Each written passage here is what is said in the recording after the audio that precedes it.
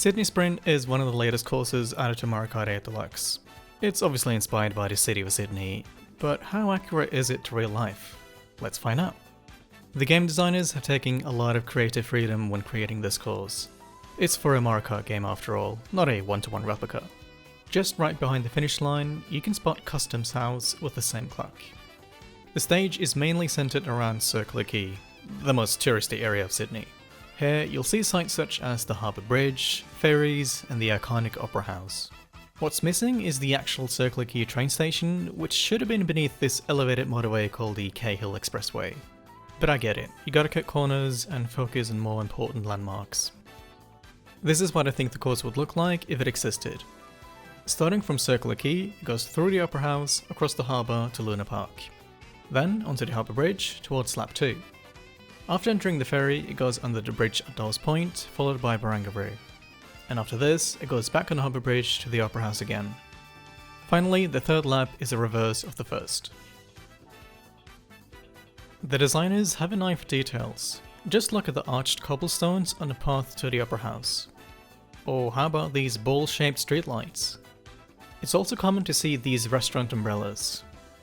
The bollards have the same colour, but are missing the reflective stripe on top. In the course, you're driving up a small flight of stairs, which is far from reality. Sadly, there isn't a giant hole in a building that you can enter through. The organ pipes you see in the game are actually present inside the Opera House. This spot is called Milson's Point, and it's kinda similar, as you have a view of the Opera House and the city skyline standing next to the Harbour Bridge. Up next is Luna Park, or just Park in Mario Kart. Nintendo probably played it safe by not including Luna and its recognizable face. However, the rest of the entrance has similar elements.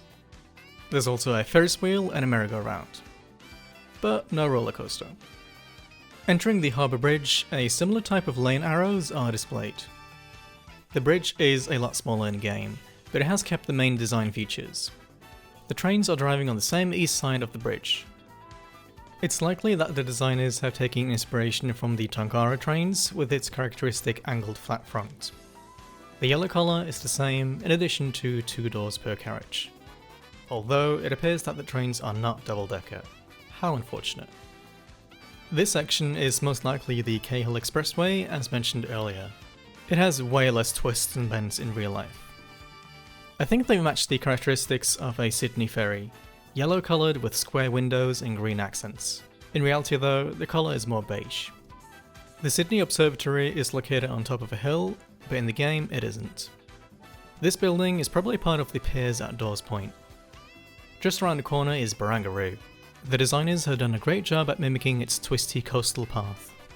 They've included these rocks, and even the streetlights have the correct design. But these 3 buildings are completely misplaced. It's also possible to see the Sydney Tower in the distance. I'm assuming these mountains are supposed to be the Blue Mountains, as their shapes are very similar. They were probably included to have something more visually interesting than an endless sea of suburbs. In reality though, the mountains are over 50 kilometers away from the city centre. These residential houses are similar in design. Lastly, here's the government house. And there we have it, a real-life comparison of Sydney Sprint. I would love to do the same thing for the other World City Tour tracks. Sadly, I don't think that's within budget. Thanks for watching.